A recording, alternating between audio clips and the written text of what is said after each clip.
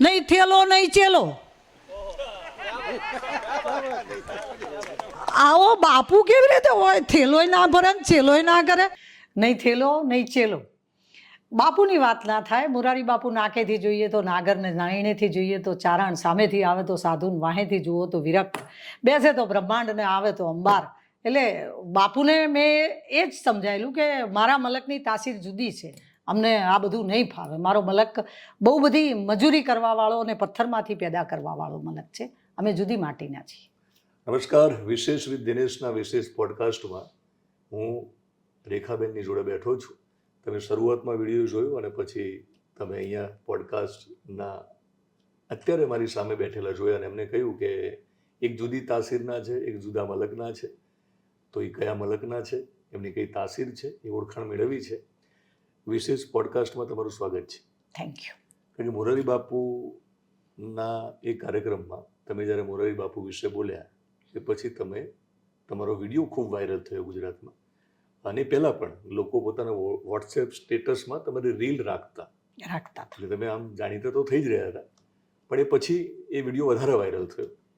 તો મારે એક પરિચય મેળવવો છે તમારી ઓળખાણ મેળવવી છે કે તમે કયા મલકના છો અને કઈ તમારી તાસીર છે. તાસીર તો દિનેશભાઈ ઉત્તર ગુજરાતની તાસીર છે. અને ઉત્તર ગુજરાતની તાસીર એ આમ જોવા જાય તો ગુજરાતને ધબકતું રાખવામાં ઉત્તર ગુજરાતનો બહુ મહત્વનો ફાળો છે. પણ એ દિવસે મેં કીધું હતું કે મારી વાત જાહેર કરનારા માણસો નથી, નહીં તો મારી ધરતી માણસ વાયુ હોય તો માણસ ઉગે એવું છે. અને આજે મને એવું છે કે હું મજબૂત ધરતીમાંથી આવું છું. મારું ઉત્તર ગુજરાત એ બધી રીતે મને ગમતું છે. એમાંય દરેકને હોવું જ જોઈએ, પણ મને તો હું ગુજરાતી છું એનું અભિમાન છે, હું રબારી છું એનું અભિમાન છે, હું સનાતની છું એનું અભિમાન છે. એટલે મારી તાસીર જ આ છે કે ના ભાઈ મારો આ ધર્મ છે ને મારું આ કામ છે. પછી એમાં પ્રભુએ ભેળવ્યું કે હું પોલીસ ફેમિલીમાંથી આવું છું, એનો મને અભિમાન રહ્યું. હું શિક્ષણ જેવા પવિત્ર વ્યવસાયમાં છું, એનો મને ફાંકો આજીવન રહ્યો કે વાહ હું માણસ બનાવું છું. બિલકુલ. તમે મલકની વાત કરી, તમે ઉત્તર ગુજરાતના છો. થોડોક પેટા પ્રશ્ન કરી લઉં. તમે રબારીની પણ વાત કરી જ દીધી છે, પણ આ સવાલ બે બેઝિક એટલા માટે છે કે આખું ગુજરાત તમને અત્યારે ઓળખે છે. એક એ ઓળખ મેળવી છે કે તમારું ગામ કયું ને થોડુંક ફેમિલી બેકગ્રાઉન્ડ કહો, પછી આપણે વાતો કરીએ. મારું ગામ સાસરું પક્ષ પૂછે તો ચવેલી અને પિયર પક્ષ પૂછે તો સુરપુરા. 7 ભાઈ બહેન છીએ અમે. એવા એકલા નથી. મેં કીધું હતું કે ભાઈ અમે કોઈના ક્યારામાં નથી રોપાયા, અમે તો ભીત ફાડીને ઉગેલા પીપળા છીએ. એટલે અમે 7 ભાઈ બહેનોનું જે રીતે ઉછેર થાય જબ્બે જબ્બે એવી જ રીતે ઉછરેલા છીએ. અને ખેડૂત પુત્રી છું. અને મારા પિતા એક કર્મઠ ખેડૂત હતા. કદાચ મને ડાયાબિટીસ થયું ને ત્યારે કોઈકે પૂછ્યું હતું કે પિતાને હોય તો વારસામાં આવે. અરે મેં કીધું મંજૂર છે. મારા બાપાએ મને આવી કુશાગ્ર બુદ્ધિ આપી છે, નીતિ આપી છે, એની સાથે ડાયાબિટીસ મંજૂર છે. એટલે મારા પિતાએ અમને નીતિમત્તા અને ધર્મ બહુ જુદી રીતે શીખવાડેલો છે. એનો એક નાનકડો દાખલો હું કહી દઈશ, નહીં રહી શકું. મારા માતા બહુ ધાર્મિક વૃત્તિના હતા અને એમને દીવો કરવાનું ને આરતી કરવાનું ને એવું બહુ ગમતું હતું. અને એ દીવો કરે ને એટલે અમને બહાર ઝાંપે ઊભા રાખે કે જો તો તારા બાપા આવે તો ભગવાનનું કબાટ બંધ કરી દેજે. કારણ કે એમને દીવો ઓછો ગમતો હતો. અને જો એ આવી જાય ને તો દીવામાંથી દિવેટ બહાર મૂકી અને જે ઘી હોય ને એ ભાગ્યાને પૈ દેતા હતા. અને એવું કહેતા હતા કે દીવો થઈ ગયો. ક્યાં વાત! એટલે નીતિ અને ધર્મ આ બે અમને એટલા નજીકથી જોવા મળ્યા ને નાનપણથી કે હવે આ દીવો કરે એ સાચું કે દીવાનું ઘી ભાગ્યાને પૈ દે એ સાચું. એ પ્રશ્ન આજે પ્રશ્ન છે. આજે એ પ્રશ્ન છે. આટલા વર્ષે હજી કે ખબર નથી પડતી કે આ બેમાંથી કોઈ ખોટું હતું ના નહોતું. પણ એક જવાબ તમને ત્યારે મળી ગયેલો જે અત્યારે મૂંઝવણ છે. સવાલ થાય છે ત્યારે જવાબ મળતો નથી, પણ તમને મને લાગે છે કે તમને લાગ્યું કે બંને સાચા હતા, બરાબર ને? પછી છેલ્લે પિતાજી વધારે સાચા લાગ્યા. તમે ત્યારે ઇમોશનલ થયા છો કે મને ખાલી લાઈટ એટલે મારા બાપા એવું માણસ જ હતા કે કદાચ એવું લાગે કે ધરતી ઉપર આવો માણસ ફરી પેદા નહીં થાય એમ. એ કોઈને કોઈ દિવસ અન્યાય ના થવા દે એવું એમનો ધર્મ જ એ હતો કે માણસ છે ને એ જ ભગવાન છે એમ. અને એ શીખવીને ગયા છે. મને કદાચ એવું જ લાગે છે કે આપણે આ ધરતી ઉપર આંટો મારવા નથી આવ્યા. આપણે અહીંયા છીએ તો આપણું કંઈક વજૂદ હોવું જોઈએ. કોઈક ઉપયોગમાં આપણે ના આવીએ તો આપણું અહીંયા આ ધરતી ઉપર બોજ છીએ એમ. એ બહુ લોકોના તારણહાર બની શક્યા હતા અને એ અમને શીખવાડીને ગયા છે. તો એ જે તારણહાર છે એ નથી હવે આ ધરતી ઉપર. અને આ ધરતી ઉપર તમારી પાસે બધું જ હશે, પણ એ ખાલીપો ખરો બાપનો નહીં હોવાનો. હા, પણ આપણે સ્વીકારી લીધેલું છે કે ભાઈ બાપ આ જીવન નથી રહેતા, પણ એમના વિચારો મારી સાથે જીવે છે. એમને હું આ રીતે સમજી શકી છું અને એમની ધરોહર પ્રમાણે મારું જીવન ગોઠવી શકી છું. જેમ કે કોઈકે પૂછ્યું હતું કે બેન મજામાં? અરે મજા. મેં કીધું એવી મજા 200-500 મારા લીધે મજા હોય એવી મજા. એ અમને વારસામાં મળ્યું. એમ કે ખાનદાની છે એ તો લોહીમાં આવે, સંસ્કાર તો વાતાવરણથી આવે ને, એ અમને શીખવીને ગયા હતા. હા, એ તારણ હતા તમે કહ્યું. અને એક એક્ઝામ્પલ આપીને સમજાવી શકો, જેમ તમે દીવાનું એક્ઝામ્પલ આપ્યું? હા, જ્યારે એક્સપાયર થઈ ગયા ત્યારે હું પેલું દરેક દીકરી બેસે છે એમ દિવાલનો ટેકો લઈને બેઠેલી હતી અને બહારથી જે લોકો આવે ને એ તો દીકરીને ઓળખતાય ના હોય. મારી જોડે એક બહેન બેઠા ને, એમને ખબર નહીં કે એમની દીકરી છું, અને એમની મૃતદેહ ત્યાં પડેલો છે ને, એ બેન મને કે નાગજી બાપા તો નાગજી બાપા હતા. એટલે મેં કીધું કેવી રીતે તમને એવું લાગ્યું? એટલે કે બેન અમે આ ગામના લવાર છીએ ને, મુંબઈથી આવ્યા હતા અને અમારા ખેતર અહીંયા છે ને એ અમને ખબર નહોતી. પછી અમે એવું કીધું કે અમારા ક્યાંક ખેતર છે ને અમારે વેચવા છે. એટલે નાગજી બાપાએ એવું કીધું કે હું તો લેવાલ છું, હું ભાવ નહીં બોલું, તમે ગામમાં જઈને ભાવ પૂછી આવો. અને ગામમાં એ લોકો ભાવ પૂછવા ગયા ને તો પેલા જે ગામના ચોરે બેઠેલા ચોવઠિયાઓ એવું કીધું કે 10,000 રૂપિયા વીઘાનો ભાવ. અને એ પાછા આવ્યા ને મારા બાપાના ઘરે, એટલે મારા બાપા કહે છે ના, વીઘો તો 15,000નો છે, હવે તમારે જે ભાવે મને આપવું હોય એ આપો. એ હદે એમણે શીખવાડ્યું હતું કે ના, બોલી તો જવું જ પડશે સાચું. પાછું જોવા જેવી વાત એ છે કે હું અમદાવાદ ભણી છું, મારા મામાના ત્યાં ભણી છું, પિતાની સાથે વેકેશન સિવાય રહેવાનું મળ્યું નથી. પણ મારા મામા દિનેશભાઈ બહુ જ સુખી, એટલે કોઈકને બધી બાજુથી સંસ્કાર આવીને મળે ને એવું બંને પરિવારમાંથી. મારું મોસાળ, હવે તો લોકોને મોસાળ એટલે ખબર નથી, અમે મોસાળમાં કઈ મજા કરી છે, કઈ નીતિમત્તાવાળું મોસાળ હતું અમારું. મારા દાદા તો નગરશેઠ કહેવાતા હતા અમદાવાદના, અને ઊભા હોય તો એવી પ્રભાવશાળી એમની પ્રતિભા હતી. એમનો એક જ દાખલો કહું કે મોટી ટાંકીમાં એ દૂધનો વેપાર કરતા હતા અને ટાંકીમાં 2 ગરોળી, ટાંકીનું ઢાંકણું ખુલ્લું હતું અને એમાં ગરોળી પડી ગઈ. એમણે આખી ટાંકીના નળ ખોલી કાઢ્યા હતા કે ના, આ દૂધ હું કોઈના છોકરાઓને નહીં પાઈ શકું. એવું. શું નામ એમનું? કરશનભાઈ લાલજીભાઈ. કરશન લાલજી કહો એટલે આખા અમદાવાદના નગર અમારા નાના. મિત્રો, અમે ઉત્તર ગુજરાતનો આખો જે પ્રદેશ છે ત્યાં નાનાને પણ દાદા કહેતા છે. હા, એટલે એક મોસળ પક્ષમાંથી મળ્યું છે. ખૂબ ખૂબ ખૂબ માનવતા શીખવા મળી ત્યાં પણ. બિલકુલ. ત્યાં સાહેબ તમે નહીં માનો દિનેશભાઈ, સાંજ પડે ને એટલે અમારે એમને, અમે નાના હતા ને, પથારીઓ કરી દેવાની બહાર, ખાટલા અને ગાદલા નાખી દેવાના. એટલે અમે પૂછીએ કે બા કોઈ મહેમાન આવ્યા નથી ને? એટલે કે તો કોઈક આવશે ને, આ ઘર પૂછતું કોઈક આવશે ને. કોઈ આવ્યા પહેલા પથારીઓ કરી રાખવાની. એટલા બધા સંસ્કાર, એટલા બધા લોકોનો આશરો હતો. એટલે બે બાજુથી ભરપૂર રીતે નીતિમત્તા શીખવા મળી, જે કદાચ પુસ્તકોમાં નથી શીખવા મળતી. પુંજલભાઈ કવિ આવીને કવિ કાગનું ભજન ભગત બાપુ ગાતા હતા, તારા આંગણિયા પૂછીને કોઈ આવે તો આવકારો મીઠો આવજો. અમને ધીમે ધીમે ઘડીને સંસ્કાર પાયા, અને એ વસ્તુ પછી મને મારા બાળકોમાં કરવા મળી કે ના, એક દિવસમાં નથી આવતું, રોજે કરવું પડે છે, રોજે થોડુંક કહેવું પડે છે. અને પેઢીઓથી આવે છે. પેઢીઓથી. તમારો વિડીયો વાયરલ થયો અને લોકો તમારું કોન્ટેન્ટ પસંદ કરે છે એ અલગ વાત છે, પણ એ આજનું ન હોય. વિડીયો તો પછી બન્યો.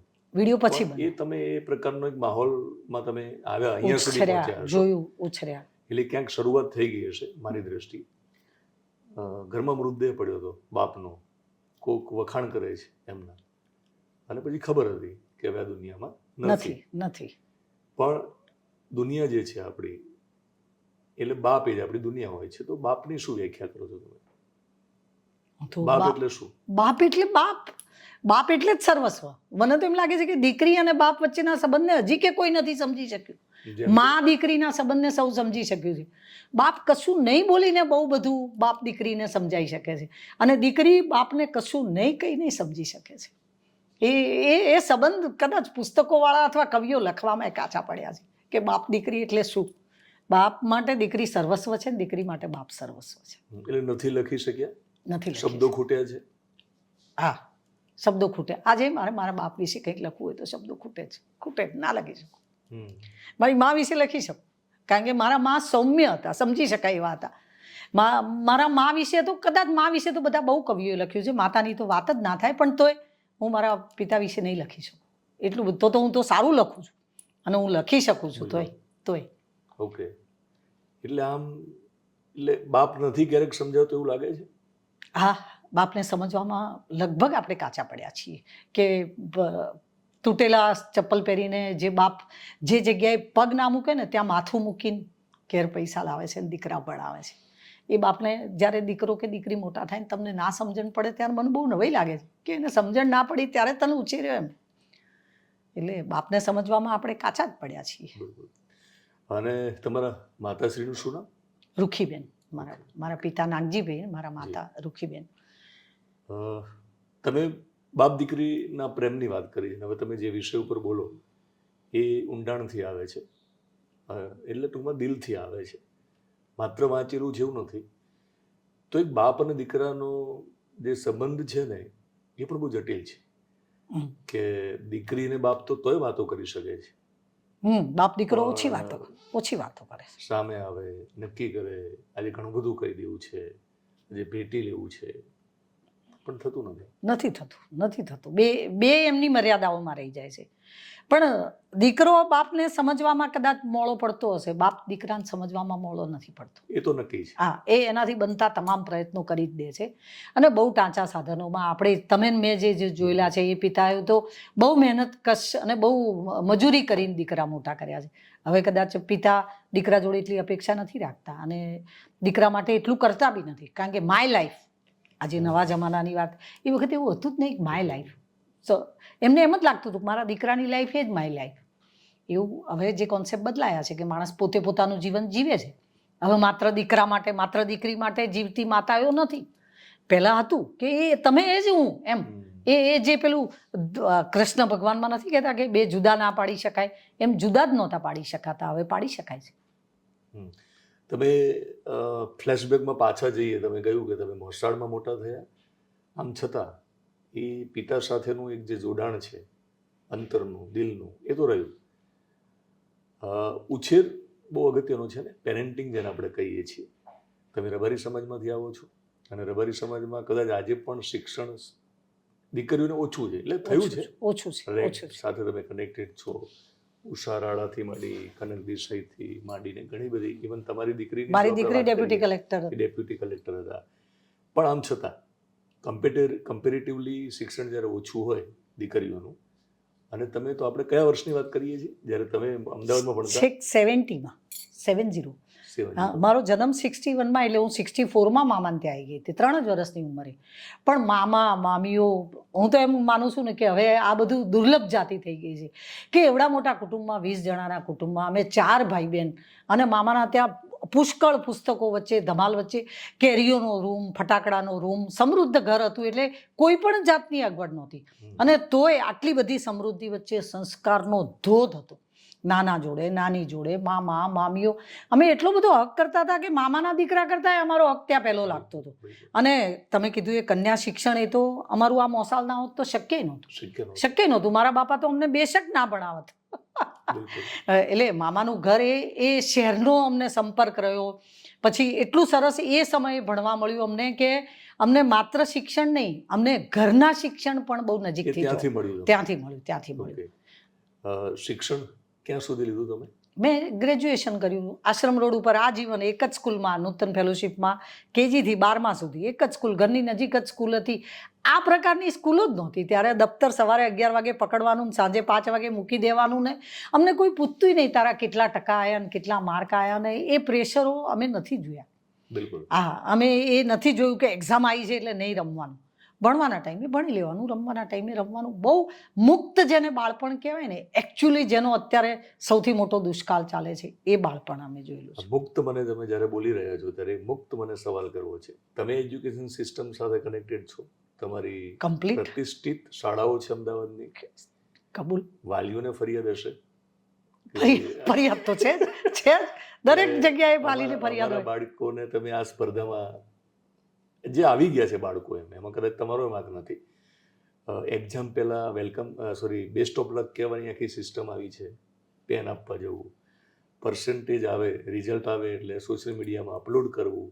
તો જે નબળો વિદ્યાર્થી હોય, કોઈ કારણોસર, એનો ઈરાદો ના હોય, વારંવાર વાંચે, આમ છતાં પણ યાદ ન રહેતું હોય, તો આ કેટલું ખતરનાક છે અત્યારે જે ચાલી રહ્યું છે કે માત્ર માર્કશીટ ઉપર જે ટકા દેખાય છે એનાથી નક્કી કરવું કે આ સફળ થશે કે નહીં ભવિષ્યમાં. એ જમાનાની માંગ છે એટલે કદાચ મા બાપની દોડ છે, પણ મા બાપની દોડ છે એટલે શાળાઓ બદલાય છે. શાળાઓ તો આજે પણ મુક્ત શિક્ષણ આપવા તૈયાર જ છે, પણ હા અત્યારે હાલ એક તો પહેલાં બહુ જ બધા ભાઈ બહેન હતા એટલે મા બાપને એક શિક્ષિત માતાઓ નહોતી, એટલે મા બાપને બાળક પાછળ એટલું બધું પડી જવાની તૈયારી પણ નહોતી, સમય પણ નહોતો અને આવડતું પણ નહોતું. હવે એકદમ શિક્ષિત માતાઓ છે, શિક્ષિત માતાઓ છે એટલે એમને બધી ખબર છે.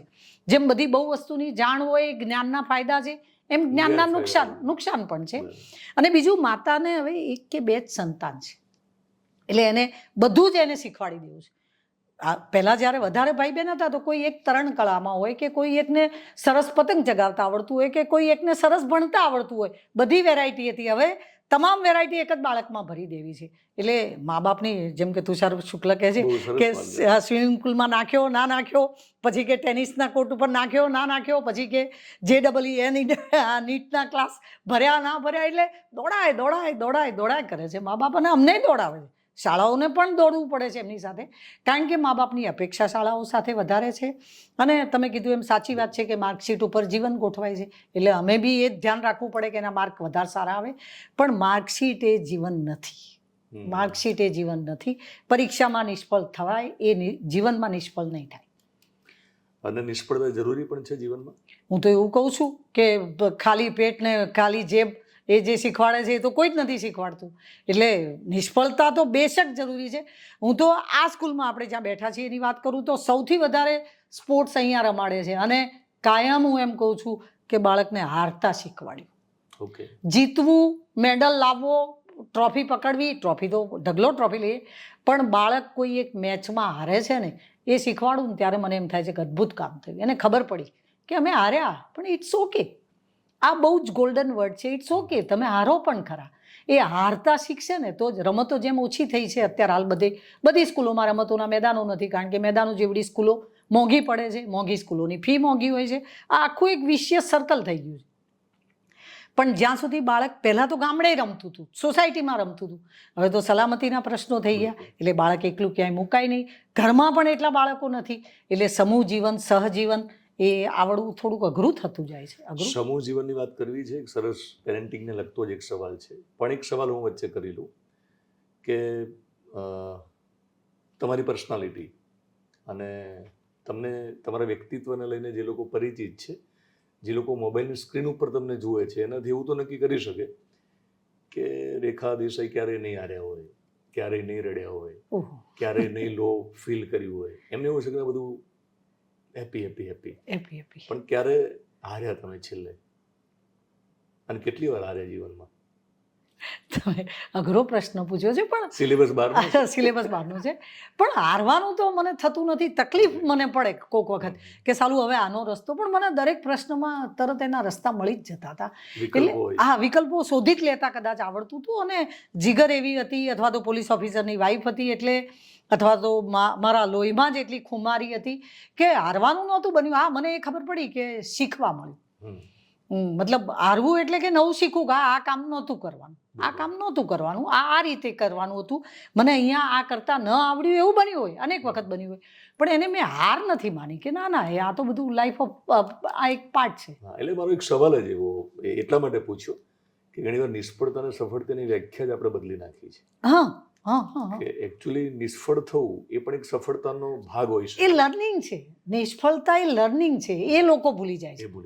એ ભૂલી જાય છે. તમે જેમનો હાર પહેર્યો બરાબર તમારા જીવનમાં, કારણ કે તમે અત્યારે હાર પહેર્યા છે, તમારું જે ડ્રેસિંગ સેન્સ છે ને એને પણ ઘણા લોકો ફોલો કરતા હશે, ચાંદલાથી લઈ. અને પણ એવું દિનેશભાઈ પહેલા દિવસથી છે. કદાચ આ મોબાઈલની, ઇન્સ્ટાગ્રામની અથવા તો સોશિયલ મીડિયાની આ દેન હશે કે હવે લોકો આ બધું બહુ લોકો સુધી પહોંચે છે. પણ ફ્રોમ ડે વન મેં મારા ચાંદલાની સાઇઝે નથી બદલી કે મેં કોઈ દિવસ સાડી સિવાય કાંઈ પહેર્યું જ નથી. અને કાયમથી મને ઇન્ડિયન અટાયર, ઇન્ડિયન વિચાર બધું જ બહુ ગમતું હતું. અને જે જગ્યાએ આપણે હતા, જેમ કે મેં મારા દીકરાને એ જ કીધું છે કે તું પાનના ગલ્લે નહીં ઊભો રહી શકે. એટલે જે ફિલ્ડમાં આપણે હોઈએ એ ફિલ્ડમાં કે ભાઈ આપણે સ્કૂલ ચલાવીએ છીએ, આપણા વસ્ત્રોમાં ડિગ્નિટી હોવી જ જોઈએ એમ. એટલે મેં એમાં તો કોઈ બાંધછોડ ક્યારેય નહોતી કરી, અને હવે તો એ સવાલ નથી આવતો. પણ વસ્ત્રો શરીર ઢાંકે છે એ કોઈ પણ હોય, પણ કેરેક્ટર હોય. માનો કે કોઈ શિવાજીનું કેરેક્ટર કરે છે તો જે શિવાજીના ગેટઅપમાં હશે તો પછી શિવાજી ટૂંકમાં એ આવશે, એક્ટિંગ કરશે જ્યારે, અને જે કલાકાર છે એકદમ અંદર ડીપમાં જઈ શકશે. એટલે વસ્ત્રોનો કેટલો મોટો રોલ છે સ્ત્રીના જીવનમાં, એ કયા વસ્ત્રો પહેર્યા નથી એના કેટલો ફરક પડે છે. આમ જોવા જાય, એટલે પૂછું છું. હા, આમ જોવા જાય તો અજાણ્યા માટે ફર્સ્ટ લુક માટે બહુ જ મોટો ફરક પડે છે, પણ તોય છેલ્લે અંદરનું માણસ એ અંદરનું માણસ છે. તમે સારા માણસ છો તો તમે કદાચ બીજા પ્રદેશમાં ગયા હો કે બીજા મલકની એ જગ્યાના વાતાવરણને સેટ થાય એવા કપડાં પહેરો તોય તમે અંદરથી સારા છો ને તો સારા જ રહેશો. પણ હા, તમારું ફર્સ્ટ લુક, ફર્સ્ટ ગેટઅપ અને તમારી બહુ બધી મેન્ટાલિટી બી તમારા વસ્ત્રો ઉપર દેખાય છે.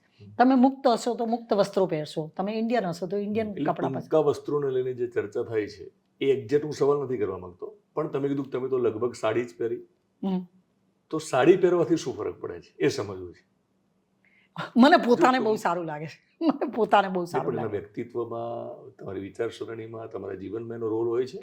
હા, સ્ત્રીના જીવનમાં સાડીનો, મારે સાડીનો અને ચાંદલાનો રોલ સમજવો છે, મારો સવાલ એટલા માટે છે. એટલે મારી વાત કરું તો મને સાડીના લીધે બહુ જ રિસ્પેક્ટ મળ્યું છે, પહેલી વસ્તુ એ.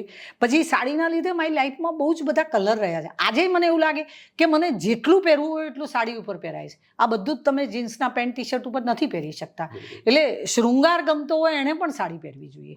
સાડી સાથે તમે બધા બહુ જ એટેચમેન્ટ કરી શકો છો, આભૂષણો પહેરી શકો છો.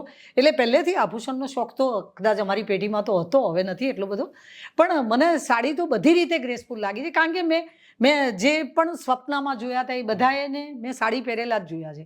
એ દેવી હોય આપણી તો પણ મેં સાડીમાં જોઈ છે. એ મને ગમતા કે ભાઈ લક્ષ્મીબાઈ કે અહલ્યાબાઈ, ઇતિહાસના જે પાત્રો મેં જોયા હતા એ પણ મેં સાડીમાં જોયા છે. એટલે મને એવું લાગ્યું કે ના, આ મારા માટે આ પરફેક્ટ ડ્રેસિંગ છે.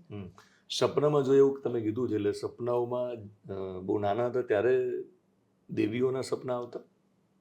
ના, એવું એટલું બધું ભક્તિવાળું કે એટલું બધું એવું માણસ હું નથી કે જેને હું કહી શકું. હા, મારા માટે ભક્તિ એ બહુ જુદા કોન્સેપ્ટમાં છે. એમ કે તમે દિવસમાં 100 માળા કરો તો સારું, અથવા તો તમારાથી 5 માણસો સુખી થાય તો સારું. તો હું એ 5 માણસોને સુખી કરું તો એ મને ભક્તિ જ લાગતી હતી. અને આજે મને એ ભક્તિ જ લાગે છે કે ના, તમે આ ધરતી ઉપર, એટલે પેલું નહીં કહેતા કે ગંગા મેં નાકે પાપ ધોને કિસકો ઉલ્લુ બના રહે, ખુદ કો કી ગંગા કો, છલ કા ફલ છલ, આજ નહીં તો કલ. એટલે તમે બધા જ ટીલા ટપકા કરીને છલ કરો એના કરતાં તો બેટર છે કે તમે એક સારા માણસ તરીકે જીવો. સનાતન અને શિક્ષણ અને જીવનનું શિક્ષણ, શાળામાં બધું શિક્ષણ અને જીવનનું શિક્ષણ તમારી રીલમાં ક્યાંક અમે જોઈએ છીએ, એ બધી ચર્ચા કરવી છે. 2 સવાલ પૂછી લઉં જે હું મારાથી રહી ના જાય. પહેલો સવાલ એ છે, જે આપણે તમારા મોસાળમાં તમે જ્યારે હતા ત્યારે તમે કીધું કે પુસ્તકો, તમે સ્કૂલેથી આવો એટલે પુસ્તકોની વચ્ચે હતા, તમે ફ્રૂટ્સની વચ્ચે હતા. તો પુસ્તકોની વચ્ચે બાળપણ પસાર થાય તો એના મીઠા ફળ કેવા મળે? અદ્ભુત. અને પુસ્તકોની સાથે જ બાળપણ પસાર થવું જોઈએ. પણ પેલું મેરા બેટા ભટતા નહીં એવું કહેવાવાળી મમ્મીઓ પોતે પુસ્તક હાથમાં ના લે ને તો દીકરી ના વાંચે. માવતરે વાંચવું જ પડશે, અને માવતર પુસ્તક લઈને બેઠા હોય તો જ બાળક પુસ્તક લઈને બેસે. માવતર ફોન લઈને બેસે તો બાળક ફોન લઈને બેસે. તમે પુસ્તકો બહુ વાંચ્યા નાનપણમાં? હા, આજે પુસ્તકો વાંચવાનો તો આજે શોખ છે. ગઈકાલે જ ઉજ્જવલ પટનીની એક ચોપડી ખરીદીને વાંચી. મને હમણાં ભદ્રાયુભાઈએ પુસ્તક ભેટ મોકલ્યું છે, ભદ્રગીતા. સરસ પુસ્તક મોકલ્યું છે. શિક્ષણમાં ભદ્રાયુભાઈનું બહુ અદ્ભુત કામ છે. તો આમ તો બહુ લાંબી યાદી હશે ગમતા લેખકોની, કવિઓની. હા, એ એક સવાલ કરી લઉં પછી પાછા આગળ જઈએ. મેઘાણી. હા, અદ્ભુત. એમણે લખ્યું છે, કશું બાકી જ નથી રાખ્યું. મેઘાણીને વાંચે એને કદાચ કશું વાંચવાની જરૂર પણ ના પડે. મોરારી બાપુના ત્યાં જે વાત કરી એમાં એક તમને મને લાગે એક પીડા પણ હતી કે ભાઈ સૌરાષ્ટ્રને મેઘાણી મળ્યા, ઉત્તર ગુજરાતને ના મળ્યા. નથી મળ્યા એવું મને લાગે છે. ઉત્તર ગુજરાતની વાર્તાઓ, ખુમારી, ઘણું બધું બહાર ના આવ્યું એવું થયું? બહાર ના આવ્યું નથી એવું નથી. મેં એ જ કીધું કે ધરતી તો આપણી, એ માણસ વાઈએ ને તો માણસ ઉગે એવી છે, પણ એ બહાર લાવનારા માણસો ના મળ્યા, અને ખરેખર નથી મળ્યા. એમને જેમ કે મેં સયાજીરાવ ગાયકવાડની એક વાર્તા કીધી ને કે એમણે કોઈકને ભારો ઉપાડવામાં મદદ કરી, ત્યારે એમના, તમે નહીં માનો, સયાજીરાવ ગાયકવાડના સલાહકાર મહર્ષિ અરવિંદ હતા. એ મહર્ષિ અરવિંદ હસ્યા. એટલે કે કેમ હસ્યા? એટલે કે બોજ ચડાવવાનું કામ તમારું નથી, તમે તો રાજા છો, બોજ ઉતારો. એટલે પછી એમણે થાકલા અને ટેકાને બનાવ્યા. એ વાર્તા ઉપર સાહેબ 25 જણાએ દિનેશભાઈ મને કોમેન્ટ મોકલી કે આ વાર્તા ગોંડલના ભગવતસિંહની છે. હા ભાઈ, ગોંડલના ભગવતસિંહની છે, પણ આ જ વાત બરોડામાં પણ બનેલી છે. ગાયકવાડની સરકાર છે, રાધનપુરના નવાબથી ચાલુ કરીને અમરેલી સુધી હતી. બિલકુલ. પણ આ વાર્તાઓ કહેવાય ના. ગોંડલ ભગવતસિંહ એમને વંદન છે, પણ એ વાર્તા બજારમાં ગઈ. બહુ જ બધા ચારણોએ એ વાર્તા બહુ અનેક વખત કીધી કે લોકોને એ જ સાચું લાગવા લાગ્યું. આપણી વાર્તાઓ ભૂસાતી ગઈ. નહીં તો કંઈ નથી એવું નથી, પણ બોલાયું નથી. મોબાઈલ વાળી એક વાત પૂરી કરેલી વચ્ચે કે પુસ્તકોની જગ્યાએ માનો કે અત્યારે માના હાથમાં જ્યારે મોબાઈલ હોય ત્યારે આજના નાનું બાળકને જમવું હોય તો મોબાઈલ આપો તો જ જમે છે. એટલે અમારા બાળકો મોબાઈલ વગર જમીન મોટા થયા છે. 6.5 ફૂટનો મારો દીકરો છે. મોબાઈલ વગર જમે છે. પણ મારો વિરોધ મોબાઈલનો નથી સાહેબ. હવે મોબાઈલ અનિવાર્ય અંગ થઈ ગયું છે. હવે તમે દિનેશભાઈ તમારા દીકરાને મોબાઈલથી દૂર નહીં રાખી શકો. હવે ખાલી એને મોબાઈલમાં શું જોવું ને એ શીખવાડો. જેમ કે હું રેક્ટમાં જઉં છું, ત્યાં 400 છોકરાઓ છે, દરેક જણ શીખે જ છે મોબાઈલ ઉપર. એટલે મોબાઈલ ઉપર તો દિવ્યકીર્તિ સર પણ છે, મોબાઈલ ઉપર મારા ઇન્સ્ટાગ્રામના વિડીયો છે, મોબાઈલ ઉપર અદ્ભુત વાતો છે, મોબાઈલ ઉપર અનેક માણસોએ મોરારી બાપુની કથાએ મોબાઈલ ઉપર તો જોવા મળે. એટલે મોબાઈલનો સદુપયોગ શીખવો પડશે. તમે ટેકનોલોજીનો અથવા તો નવીનતાનો ટોટલ વિરોધ નહીં કરીશ અને કરવો પણ નહીં જોઈએ. પણ હું નાના બાળકોની વાત કરું છું. અત્યારે બહુ મોટી સમસ્યા એ છે કે નાના બાળકના હાથમાં મોબાઈલ આપી દેવામાં આવે છે. ક્યારે? જ્યારે રડતું હોય અને એ જે સ્ત્રી છે ને એ ઘરનું કામ કરતી હોય તો રાખે તો કામ છૂટી જાય તો મોબાઈલ આપી દો. જમતું નથી એટલે મોબાઈલ આપી દો જમાડવા માટે. શું કહેશો? ના ના, એ સાથે હું સંમત નથી. મોબાઈલ વધારે ઇન્ટરેસ્ટિંગ છે મા કરતાં એટલે એને ગમે છે. કેમ ઇન્ટરેસ્ટિંગ છે? મા ઇન્ટરેસ્ટિંગ કેમ નથી? માતા પોતે જ બાળકની સાથે વાત કરવામાં, એની સાથે રસ લેવામાં ક્યાંક કાચી પડે છે ને ત્યારે એને મોબાઈલ ગમવા માંડે છે. તમે એને ઉપરથી, મને તો એવું લાગે છે કે એની કલ્પના શક્તિ ઓછી થતી જાય છે. તમે એની જોડે જ્યારે બાળક જોડે વાત કરો ને ત્યારે તમે એને એમ કહો કે એક ગાઢ જંગલ હતું, દિવસે પણ પ્રકાશ ના આવે એવું અંધારું હતું, એમાં એક વાઘ જતો હતો, આવું બોલો ને ત્યારે એને બધું વિચારવું પડે છે, કલ્પના કરવી પડે છે. એ કલ્પના જતી રહી છે. ગાઢ જંગલ સીધું જ ટીવી ઉપર દેખાવા માંડ્યું છે. એટલે આપણે તો ઉપરથી આપણે ઇન્ટરેસ્ટિંગ વધારે બનવું પડશે. મોબાઈલ મોટા ભાગે તમે કહો છો એમ કદાચ કામ કરતી માતાઓ કામ માટે મોબાઈલ આપી દેતી હશે, એવા ઘટનાઓ ઓછી હશે. મને તો એવું લાગે છે કે પોતે મોબાઈલ જોવા માટે મોબાઈલ આપી દેતા હોય તો એનું તો પાપ લાગશે. બિલકુલ. અને તમે બહુ ઇન્ટરેસ્ટિંગ વાત કરી કે બાળક છે ને મોબાઈલમાં મમતા શોધે છે. સાચી વાત છે, સાચી વાત છે. અને માં કંઈક મોબાઈલમાં સુખ શોધી રહી છે, બરાબર ને? જે ખરેખર સામે છે, બાળકમાં સુખ છે. ડાયલોગ ઓછા થઈ ગયા છે. ડાયલોગ ઓછા થઈ ગયા છે, બહુ જ ઓછા થઈ ગયા છે. નવી પેઢી સાથેના માવતરના ડાયલોગ જ ઓછા થઈ ગયા છે. તે જમી લીધું, તું સ્કૂલ જઈ આવ્યો, એ સિવાયની વાતો જ નથી કરતા. તારું હોમવર્ક પતી ગયું, તું ઊંઘી જા. આ ડાયલોગ જ ઓછા થઈ ગયા છે. કારણ કે ભલે હું તો કહું છું કે શુલ્લક વાતો થતી હતી, પણ પહેલાં બહુ જ બધી વાતો થતી હતી. હવેની જનરેશનને વાતો જ ઓછી આવડે. જેમ કે મારી દીકરી મિનલ છે, દિનેશભાઈ તમે નહીં માનો, મિનલ અને વિરલ બેઉ જોડે જોડે જ રહે છે, બેઉના ફ્લેટ છે. એમના ઘરમાં નિયમ છે કે રાત્રે 2 કલાક મોબાઈલ મૂકીને 7 જણાએ વાતો કરવાની અને મોબાઈલ સાયલેન્ટ મૂકી જ દેવાના અને વાતો કરવાની. એટલે આજે મારે આ થયું, આજે મારા દોસ્તે આ કર્યું, આજે મારી ગાડીને આ થયું, આજે મારું બાઇકને આ થયું, આજે મારી સ્કૂલમાં આ થયું. એટલે પછી એના પપ્પા કહે કે આજે મારી ઓફિસમાં આ થયું, મિનલ કે આપણી સ્કૂલમાં આજે આ થયું, આજે એક પેરેન્ટે આવી માંગણી કરી. જેની જે વાતો હોય, જેમ કે અમે પોલીસમાં હતા તો પોલીસની વાતો થઈ. પોલીસની વાતોમાં તો સમજવી એક તો એવું કે પપ્પા રોજે રાત્રે આવીને એમ કે આજે એને કૂટી પાડ્યો, આજે એને કૂટી પાડ્યો. છોકરાઓ કે કૂટી પાડવો એ પાપ નથી, પપ્પા રોજ કરે જ છે આવું. ઇન શોર્ટ પોલીસની વાતો પણ ઘરમાં થાય. તમે જે ફિલ્ડમાં હોય એની વાતો, પોલીસની વાતો કરવી છે. અને એ કોણ હતું કે જેને તમે હથકડી પહેરાવી હશે, તમારી હથકડી એમને પહેરી હશે, એ જોઉં ત્યાં. પણ એ પહેલા મારે તમે એક સરસ વાત કરી કે આ પાપ છે. બીજું, તમે એજ્યુકેશન સિસ્ટમ સાથે કનેક્ટેડ છો, સ્કૂલના સંચાલક છો તમે, તો કેટલાક કિસ્સાઓ આપણી સામે આવે છે કે બાળક ક્યાં સ્કૂલ વાનના ડ્રાઈવર સાથે કા રિલેશનમાં બહુ નાની ઉંમર આવી જાય છે, દીકરીઓ કાં ભોગ બની જાય છે. બેડ ટચની જો ખબર નથી હોતી તો એનું પણ એક નુકસાન છે. તો સમજવું એ છે કે એ દીકરીને મોબાઈલમાંથી ન ફ્રી પડતી માતા અને ઓફિસે આવીને તરત ઊંઘી જતો અથવા તો નીચે ગલ્લે જતો રહેતો, સોસાયટીમાં બેસવા જતો રહેતો, બાપ જોડે સંવાદ ન થાય એનું આ પરિણામ છે. સંવાદ ઘટ્યા છે એ પરિણામ છે. પણ મા બાપ કશું સંવાદ નહીં કરે ને તો બી માવતર જે કરે છે ને એ બાળક કરે જ છે. કશું કહીને નથી કરાતું, કરીને કરાવાય છે. કે તમે તમારા પિતાની જોડે સારી રીતે વાત કરો તો તમારો દીકરો તમારી જોડે સારી રીતે વાત કરે. પણ તમે તમારી માતાને વૃદ્ધાશ્રમમાં મૂકવા જાઓ અને તમારો દીકરો તમારો શ્રવણ બને, એવા ડ્યુઅલ જીવનો નહીં ચાલે. બધું જ જે કરીએ, જેમ આપણે ફોનમાં કહી દઈએ કે પપ્પા આજે બહારગામ ગયા છે, પછી એને એવું ના કહેવાય કે જુઠ્ઠું નહીં બોલવાનું. પિતા પોતે સિગરેટ પીને છોકરાને નહીં કહી શકે કે તું વ્યસન ના કરીશ. એ બધું જ કરીને બતાડવું પડશે. વ્યવસ્થિત કપડાં તમે પહેરો, તમે ડિસન્સીથી બોલો, તમે ઘરમાં અપશબ્દો ના બોલો તો બાળક નહીં બોલે. તમે ઘરનું ખાશો તો બાળક ખાશે. તમે તમારા ડ્રાઈવરને તમે કંઈ બોલાવશો તો તમારો બાળક બોલાવશે. બધું જ કરવું જ પડે છે. આપણે જે કરીએ છીએ બાળક કોપી કરે છે. એટલે ટીન એજમાં તમે સ્ત્રી છો, વધારે સમજી શકશો. ટીન એજમાં જ્યારે કોઈ દીકરી આવે તો ઘરેથી પછી શાળાએ, અને શાળાની વચ્ચે આ પુરુષો જે છે એ સંપર્કમાં આવવાની શક્યતા વધારે છે. હા, એનો બહુ સરસ જવાબ આપું કે એ જે પણ પુરુષ એના સંપર્કમાં આવે છે ને, એ પહેલા જ દિવસે એને ખેંચાણ નથી થતું, પહેલા જ દિવસે એ ભોગ નથી બનતી. પહેલા જ દિવસે તો એ ખાલી વાત કરે છે કે આજે મારા ડ્રાઈવરે મને ચોકલેટ લઈ આપી. એ વાત સાંભળવાનો જો માને ટાઈમ નથી, બાપને ટાઈમ નથી, ઘરમાં ભાઈ બહેનને ટાઈમ નથી, તો એ ચોકલેટ લઈ આપ્યા પછી બીજા દિવસે એને આઈસ્ક્રીમ ખવડાવે છે, ત્રીજા દિવસે એને પાર્લર ઉપર ઠંડુ પીવા લઈ જાય છે, ચોથા દિવસે એને એમ કહે છે કે મારા ફ્લેટમાં ચાલ. એ ભૂલ થાય છે, પણ એની શરૂઆત થાય છે, એ દિવસે સંવાદ નથી થતો. એ બાળક સાથે વાત નથી થતી કે આજે મને દીકરો જ છે, હું તો એમ કહું છું મોલેસ્ટરનો ખાલી દીકરીઓ જોડે બને છે એવું નહીં, દીકરા જોડે પણ. દીકરો બી ઘરે આવીને એમ કે આજે મારા સરે મને એમ કીધું કે મારા પીઠ ઉપર આવી રીતે હાથ ફેરવ્યો, અથવા તો મારા સરે મને આમ કર્યું. એ વાત સાંભળવાનો પિતાને સમય કેમ નથી? કેમ આપણે એવું માનીએ છીએ કે એની સ્કૂલની ફી ભરી લીધી એટલે, અથવા તો એને કક્કો શીખવાડી દીધો એટલે સદગુણો આવડી જાય? ના આવડી જાય. બધું જ જોડે બેસીને કરવું પડે છે. એટલે ખાલી માર્કશીટ જોઈ લઈએ છીએ આપણે, માર્કશીટ જોઈ લઈએ છીએ અને મીટિંગમાં હાજરી આપી દઈએ છીએ. ઓકે.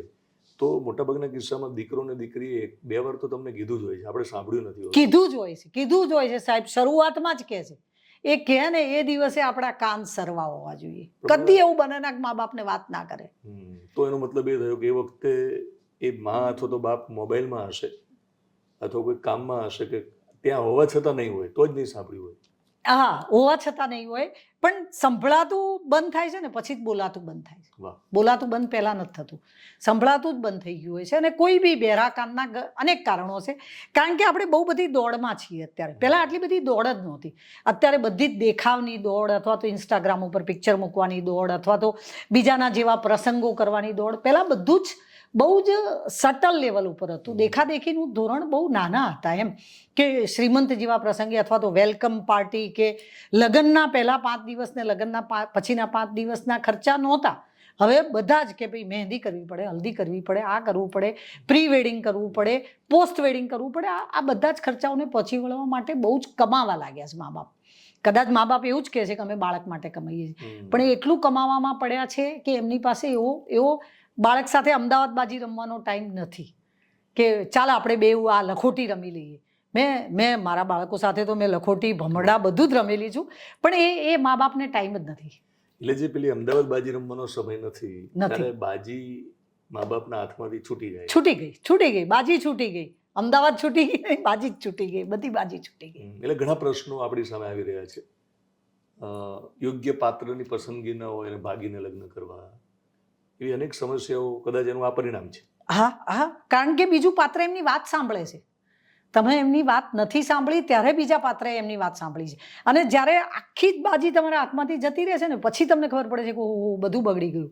પણ જે દિવસે દોરી છૂટે છે તમારા હાથમાંથી, એ દિવસે તમને ખબર હોત તો કદાચ આવો સમય ના આવત. એટલે તમારા દીકરા અને દીકરી માટે તમે રાજા અને રાણી હતા, ગંજીફાના. હા, તમે ન સાંભળ્યું એટલે જોકર જીતી ગયો. જોકર જીતી જાય, જોકર જેવો વ્યક્તિ જોકર જીતી જાય. કોરીને લઈ ગયો. નહીં તો બાળક તો તમારી સામે જ જોઈને જીવ્યું છે. એણે જન્મ સાથે જ તમને જોયા છે, એની દુનિયા જ તમે છો. તમે બાળક દોડતું ઘરે આવે ને ત્યારે એને ભેટીને મેલા ગેલાને એને 100 વાતો કહેવી છે. ત્યારે આપણે એમ કહીએ છીએ કે પહેલાં જમી લે, આપણે એમ કહીએ છીએ કે ના પહેલાં બધું સરખું મૂકી દે. આ બાળકના માટે તો દુનિયા તમે જ છો. તમે જ્યારે એને છોડી મૂકો છો ત્યારે એને કોઈક બીજું લાગણીથી પકડી લે છે, એ નક્કી વાત છે. અને કદાચ હું તો એમ કહું છું કે મા બાપ બધું જ ધ્યાન આપે ને, એ પછી બી કદાચ બાળક રસ્તો ભૂલે ને, તો એ મા બાપની જોડે પાછું આવે છે, પાછું આવવાની શક્યતા છે. એ ભૂલી બી જાય ને તો એ પાછું આવે છે. રસ્તો ભૂલેલું હોય ને પાછું આવવાનું દરવાજો ખુલ્લો હોવો જોઈએ.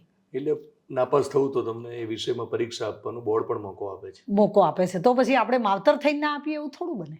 બિલકુલ. અગત્યની વાત હું જે સમજો, તમે મોરસાડમાં મોટા થયા, તમે કીધું કે એક સમૂહ જીવન જીવતા આપણે, તો અત્યારે જે મને લાગે છે કે મા બાપો જુદા રહેવાનું થયું છે અને પતિ પત્ની જુદા રહે છે. ઈરાદો નથી, કેટલાક કિસ્સામાં મા બાપો ગામડામાં રહી ગયા, પતિ પત્ની કમાવા માટે શહેરમાં આવી ગયા. હવે થયું છે, હું સમજુ ત્યાં સુધી, કે જો મા બાપ હોત તો બાળકને રમાડતા હોત અને તમે ઘરનું કામ કરી શકતા હોત. હવે મા બાપ નથી એટલે સંયુક્ત બાળકને કુટુંબો મોબાઈલ, એટલે દાદા દાદીની જગ્યાએ મોબાઈલે લઈ લીધી. હમ. એ પણ એક મોટું કારણ છે. કેટલા બધા જણાની જગ્યા લઈ લીધી છે. પ્રિય પાત્રની લઈ લીધી, માવતરની લઈ લીધી, દાદા દાદીની લઈ લીધી. એટલે કદાચ એ આકર્ષણ સાચું હશે, પણ મા બાપને તમે કીધું એમ કે ગામડે મૂકીને આવ્યા હોય ને અહીંયા શહેરમાં આવ્યા હોય તો એમની પાસે એવડા નાનકડા એક રૂમના ફ્લેટમાં કદાચ મા બાપને સાથે રાખવા શક્ય નથી. અને ફાવતું નથી મા બાપને. મા બાપને નથી, પોતાની ધરતી છોડવાનું નથી ભાવતું. એવા સમયે અહીંયા જે માવતર છે એ લોકો બહુ વાત કરે એની સાથે, બહુ જ બધા પુસ્તકો વાંચે, બહુ જ બધી એવા ટીવી બતાવે. હું તો હવે ટીવીની વિરોધી નથી, પણ ટીવીમાં એ બધું સરસ છે, સરસ બતાવી શકાય છે. એટલે હમણાં જ મેં એક જોયું હતું કે મદ્રાસના દરિયા કિનારે એક દંપતી છે અયંગર, એના બાળકો રમતા હતા અને સુનામી આવે છે ને 2 બાળકો તણાઈ જાય છે. મા બાપને એમ થાય છે કે હવે આપણું જીવવાનો અર્થ નથી. મહિનો 2 મહિના મા બાપ ફ્લેટમાં એકદમ નિરાશ થઈને રહે છે ને પછી એમને એમ થાય છે કે અમે દરિયે જઈને હવે આપઘાત કરીએ. એ વખતે દરિયે એવા બાળકો ફરતા હોય છે કે જેના મા બાપ તણાઈ ગયા છે. ત્યારે એના બાળકોને દત્તક લે છે અને અત્યારે 36 બાળકોને એમના ઘરમાં રાખીને ભણાવે છે. એટલે મા બાપે પોતે બી નક્કી તો કરવું પડશે કે મારે શું કરવું છે. આ મૂળ સમસ્યામાં એક સવાલ પૂછી લઉં, પેટા પ્રશ્ન. તમે તો એજ્યુકેશન પેપર ચાલી રહ્યું, સવાલ જવાબ. આ મૂળ સમસ્યામાં તમે કીધું કે ઘણા બધા બાળકોને એ દંપતી અત્યારે ભણાવે છે. એક બીજો પ્રોબ્લેમ મારી દ્રષ્ટિએ સિંગલ ચાઇલ્ડ વાળો છે, કે ઘરમાં એક જ છે, દીકરો છે તો દીકરી છે, તો એક બાળક હોય એનો જે એકલાનો ઉછેર થાય અને માનો કે ભાઈને જો બહેન હોય, બહેનને જો ભાઈ હોય, એ ઉછેરમાં કેટલો ફરક છે? બહુ જ ફરક છે. હું તો મારે પોતાને 4 બાળકો છે એટલે મને તો વધારે બાળકો વાળું ઘર ગમે છે. સિંગલ ચાઇલ્ડનું નુકસાન કેટલું છે? સિંગલ ચાઇલ્ડના મને તો નુકસાન જ દેખાય છે, પણ કદાચ હું દરેકના ઘરની પરિસ્થિતિ મને ખબર નથી. મોટા ભાગના મા બાપ એમ કહે છે કે બાળકો હવે પોસાતા નથી. એક તો મને આ શબ્દ જ નવો પડે છે કે અમુક કોમને 8 બાળકો, 12 બાળકો પોસાય છે અને તમને 1-2 બાળકો પોસાતા નથી. એ જ નવું પડે છે. પણ તોય ચલો માની લો કે તમારે એકને બહુ જ સરસ રીતે ઉછેરવું છે, એ માટે તમે 1 કે 2 બાળકોનો નિર્ણય લીધો છે તોય મંજૂર. પણ તો પછી એને તમે ઉછેરો એવી રીતે કે એને એકલું ના લાગે, એ સૂનું ના પડી જાય. તમે સિંગલ ચાઇલ્ડ ઉછેરો એનો અર્થ એ નથી કે સૂનું ચાઇલ્ડ ઉછેરો. સિંગલ ચાઇલ્ડ બી હોય તો એને બહુ જ બધું વાતાવરણ, એવા સમયે સ્કૂલોની જવાબદારી વધી જાય છે. થોડાક મૂળમાં જઈએ તો સ્કૂલોના પણ પ્રશ્નો છે. સ્કૂલો પણ બજારની જેમ, મોલની જેમ ગ્રાહકોને આકર્ષવા બેઠી હોય એમ બાળકને સમજ્યા વગર કામ કરે ત્યારે એવું બને. બાકી તો જો ઘરે બાળકો 4 ના હોય તો કંઈ નહીં, સ્કૂલમાં તો 30 છે એના ક્લાસમાં, તો ત્યાં તો એ સમૂહ જીવન જીવી શકે છે. કેટલાક લોકો કોમેન્ટ કરશે જો તમે સ્કૂલની ફી ઓછી કરો સ્કૂલ વાળાઓ તો અમે બાળકો વધારે દઈએ. હા, એ સાચો પ્રશ્ન છે. પણ બજારમાં જેમ બધી જ જાતની હોટલો છે કે કોઈ જગ્યાએ ઢોસા 100 રૂપિયામાં મળે છે ને કોઈ જગ્યાએ 1800 રૂપિયામાં મળે છે, એમ બધા જ પ્રકારની સ્કૂલો પણ છે. સ્કૂલો બધા પ્રકારની છે અને એ સ્કૂલોમાં સગવડો પણ બધા પ્રકારની છે. મા બાપને એમ છે કે સગવડ આપીએ એટલે આપણે છૂટા. હું એમ કહું છું સંસ્કાર આપો તો તમે છૂટા. સગવડ તો એ એની મેળે કમાઈ જ લેશે. તમે તમારા બાળકને 1 દિવસનું જમવાનું આપો ને એના કરતાં એને 1 ભાવ ચાલે ને એટલા સંસ્કાર આપી દો. એટલે સ્કૂલોએ ફી ઓછી કરવી જોઈએ, અથવા તો ઓછી ફીવાળી સ્કૂલ ભલે પસંદ કરો તમે, પણ તમે બાળકને વધારે ક્વોલિટી ટાઈમ આપો, એની સાથે બહુ બધી વાતો કરો. આપણા કેટલા બધા મહાપુરુષો છે, એમના તમે ઇતિહાસ વાંચ્યો હોય તો એને કહી શકો. મેં દિનેશભાઈ, તમે નહીં માનો, ખરેખર સાચી વાત કરું તો મેં જે દિવસે ઝાંસીની રાણીએ એના 8 માળ ઊંચા દિવાલ ઉપરથી કૂદકો માર્યો હતો, પાછળ દીકરો બાંધીને, આ તો તમારે લેવું એટલે લેજો. બાકી ખરેખર મને એમ થયું કે આ જગ્યાએ જ્યાંથી એણે આટલેથી ઘોડા ઉપર મોઢામાં લગામ લઈને 2 હાથમાં તલવાર લઈને કૂદકો મારીને નીચે પણ, મેં કીધું મારે આ જગ્યા આજે જ જોવી પડશે. અને એ દિવસે રાત્રે હું ઝાંસી જોવા નીકળી હતી. કે ભાઈ ના, મારાથી નથી રહેવાતું એમ. રામ મંદિર બનતું હતું ને ત્યારે બધા એવું કીધું કે રામ મંદિર બનશે ને એટલે જોવા જઈએ. અરે કે તું દુનિયાએ પડતું જોયું છે, મારે બનતું જોવું છે. હું બન્યા પહેલાં જોવા ગઈ હતી. કે ના મારે અને સેલ્ફ ડ્રાઇવિંગનો મને શોખ છે. મેં કિયા કાર્નિવલ ગાડી લીધી. પૂર્વાંચલ ઉપર નરેન્દ્ર મોદી સાહેબે વિમાન ઉતાર્યું હતું, ત્યાં હાઈવે બન્યો ને એના ઉપર, એટલે કે એવા હાઈવે બનાવ્યા છે કે જ્યાં રનવે જેવા લાગે. મેં કીધું મારે ત્યાં ગાડી ચલાવી. સેલ્ફ ડ્રાઈવ હા, સેલ્ફ ડ્રાઈવ કરીને સાહેબ ગાડીમાં અમે 6 માણસો, કે એમ વાઘેલા સાહેબ, અમૃતભાઈ, આપણા સાહેબ, અને સેલ્ફ ડ્રાઈવ કરીને ગાડી ત્યાં લઈને જાઉં કે ના મારે આ ચલાવવું પડશે, મારે આ કરવું. કોઈ સપનું મેં બાકી જ નથી રાખ્યું. મને એવો કશો વસવસો જ નહીં કે આ કામ મારાથી બાકી રહી ગયું. જિંદગી આમ પેલા પ્રવાહની જેમ જોઈ મેં તો, કે વાહ મજા આવી ગઈ જિંદગી જીવવાની એમ. વાહ, અને અદ્ભુત જિંદગી તમે અત્યારે જીવી રહ્યા છો. અનેક સવાલ છે. તમે મોદી સાહેબની વાત કરીને આપણા સાહેબની વાત કરી, એટલે આપણા સાહેબની વાતો હજુ લોકોને જાણવી હશે. પાક્કું. એવું સવાલ કરવું એ પેલા આજે આખી વાત આપણી ચાલી રહી હતી શિક્ષણ પ્રથા, શિક્ષણવાળી, સ્કૂલવાળી. હવે કેટલીક પરિસ્થિતિ તમારી સામે છે, એની અંદર રસ્તો તમારે જાતે શોધવાનો છે. એટલે તમે કહ્યું કે મા બાપ નક્કી કરે તો એ પ્રકારનો ઉછેર કરી શકે. સ્કૂલના માલિક તરીકે એક વિનંતી કરું, જાહેરમાં દર્શકોને વિનંતી કરું કે શાળા તમે 1000 શાળા જોઈને એક પસંદ કરો, પણ જે પસંદ કરો ને એના ઉપર ભરોસો કરો. તમે બાળક અમને સોંપો છો. માણસ પોતાના કાકાના ઘેર કે પોતાના મામાના ઘેર દીકરો જે એકલી દીકરી નથી મૂકી શકતા ને, એ અમને 5-6 કલાક બાળક એકલું આપે છે. એનો અર્થ એ કે અમને અમારામાં કંઈક જોયું છે, અને તમે અમને આપ્યું ને એ પછી બીજી શાળાઓ જોડે કમ્પેર કરીને પેલા આટલું હોમવર્ક આપે છે ને, પેલા આટલી બુક્સ ભણાવે છે ને, કારણ કે તમે જ્યારે અપેક્ષા કરો છો એટલે અમે એ દોડમાં આવી જઈએ છીએ. ફિલ્મો છે તો જેવું દુનિયા માંગે છે એવું ફિલ્મો પીરસે છે, એમ શાળાઓ પણ એ જ દોડમાં છે, કારણ કે શાળાઓને પણ એમના ખર્ચા કાઢવાના છે. એટલે મા બાપને જેવું ગમે એવું પીરસતા થાય છે. જો શાળાઓને આપવામાં આવે થોડુંક ફ્રીડમ કે ભાઈ તમે જે રીતે બાળકો ભણાવશો એ અમને મંજૂર છે, અમને વિશ્વાસ છે, અને અમારા ઉપર એટલો વિશ્વાસ તો રાખવો પડશે કે અમને સોંપ્યું છે તો સોંપી જાણો. બેશક અમે કંઈક કરી જવાના, એમ કંઈ થોડા મરી જવાના. હવે દીપકજીએ ઠાર્યા ઠરી જવાના. આપી દો, આપી જાણો. આ સાહિત્ય, સનાતન અને શિક્ષણ સાથે નો તમારો જે લગાવ અને લાગણી, અને જ્યારે તમે એના પ્રેમમાં પડ્યા હશો, બધી વાતો કરવી છે. હવે તમે કીધું કે તમારા સાહેબ, તો જે મારા સાહેબ છે એમનું શું નામ, અને પોલીસ વિભાગમાં જે લોકો છે બધા ઓળખતા હશે, તો એમને જે પ્રકારની કામગીરી કરી છે એને લઈને તમે શું કહી શકો? કારણ કે પોલીસ વિભાગમાં એટલે અનેક સવાલો છે. હા, અનેક પ્રશ્નો, આંગળી ચીધી શકાય એવા પ્રશ્નો છે. પણ હા, ઈશ્વરભાઈ દેસાઈ, જેની હું પત્ની છું, જેની પત્ની હોવાનું મને ગૌરવ છે, પ્રેસિડેન્ટ એવોર્ડ વિનર સાહેબ છે. એમણે ક્રાઇમ બ્રાન્ચથી ચાલુ કરીને, એન્ટી ટેરરિસ્ટ સ્કોડથી ચાલુ કરીને, પોલીસ સ્ટેશનથી, ટ્રાફિકથી માંડીને બધે જ કામ કર્યું છે. મને એવું લાગે કે હું ભવ પોલીસ ઓફિસરની પત્ની બનું. એટલી બધી લાઈફ તમારી ઇન્ટરેસ્ટિંગ રહે. એક ક્લાર્ક હોય અથવા તો એક એકાઉન્ટન્ટ, એક ઓફિસર હોય તો એ ઓફિસ ગયો ને ઘરે આવ્યો ને પુસ્તકો કે જે પણ લખવાનું હતું એ લખ્યું ને એન્ટ્રી કરીને ઘરે આવે. એક પોલીસ ઓફિસર પાસે કેટલી બધી લાઈફ જુદી જાતની જોવા મળે, રોજે જુદી નવીનતા જોવા મળે. અને બીજું એમના લીધે મને બહુ હિંમત રહી કે જેમ કે અમે કોઈ દિવસ રાત્રે અમારું ઘર બંધ નથી કરતા. દરવાજો બંધ કરવાનો જ નહીં, કારણ કે દીકરો મોડો આવે, પાછું કોણ બારણું ખોલે, દીકરી મોડી આવે, કે અમને ક્યારેય કોઈનો ડર લાગતો જ નહોતો કે અમારા ઘરમાં કોઈ ઘૂસી જશે કે એટલે એ જીગરથી જિંદગી જીવવા મળી, એમ કે કોઈ પણ પ્રશ્નનો ઉકેલ નીકળી જશે. રોજે એમની જોડે એટલા બધા પ્રશ્નો સાંભળ્યા ને, એટલે આપણને એમ થાય કે આપણા પ્રશ્નો નાના.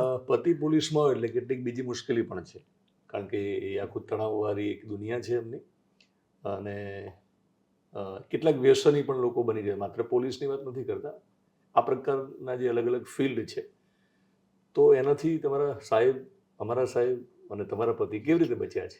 એ તો પહેલાં એ બચી ગયા છે, સાચી વાત છે.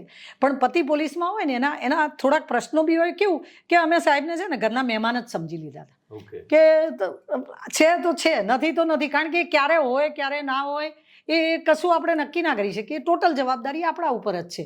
બાળકોની હોય, ઘરની હોય કે મહેમાનની હોય, કે લઈ જવાની, લાવવાની, બીમારીની, તમામ સમયના તમામ પ્રશ્નો આપણા જ છે એવું સમજી લીધેલું હતું કે એમનો આપણને હૂંફ રહેશે બસ ખાલી.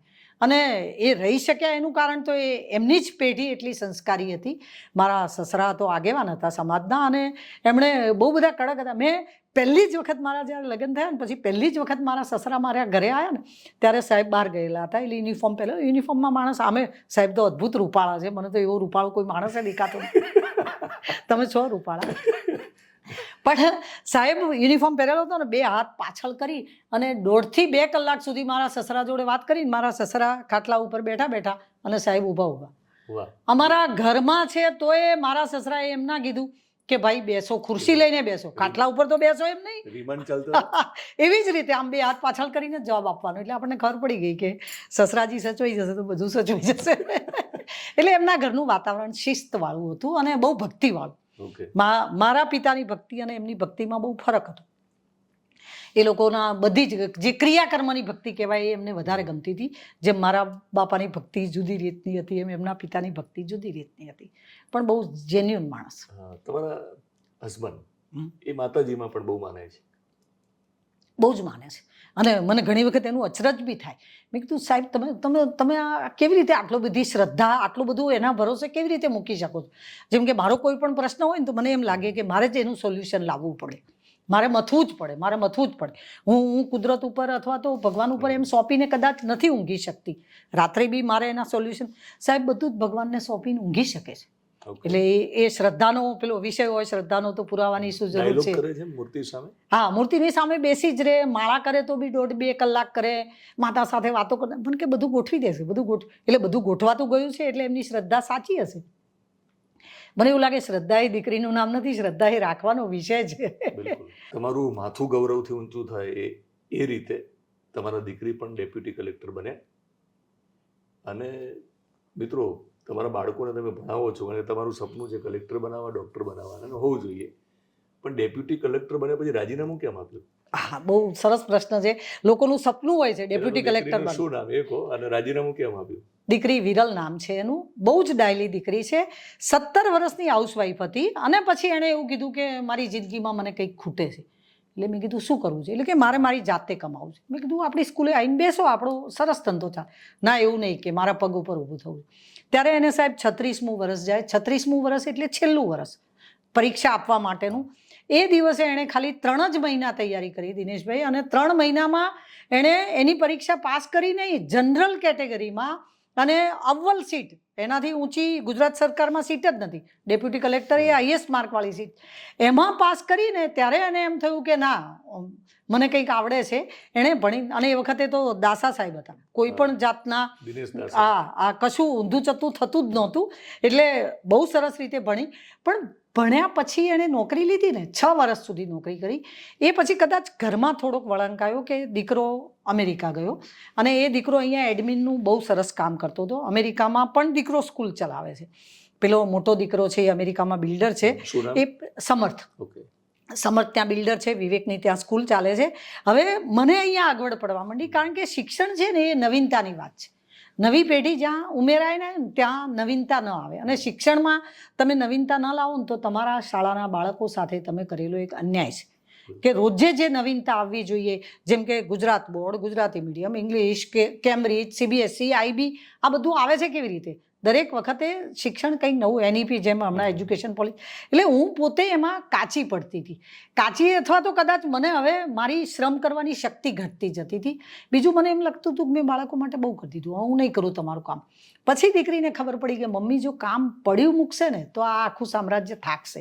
એટલે એણે એવું નક્કી કર્યું કે મમ્મી હું, અને શિક્ષણ કામ જ એટલું સરસ છે સાહેબ કે કોઈને બી એમાં આવવાનો આનંદ જ થાય.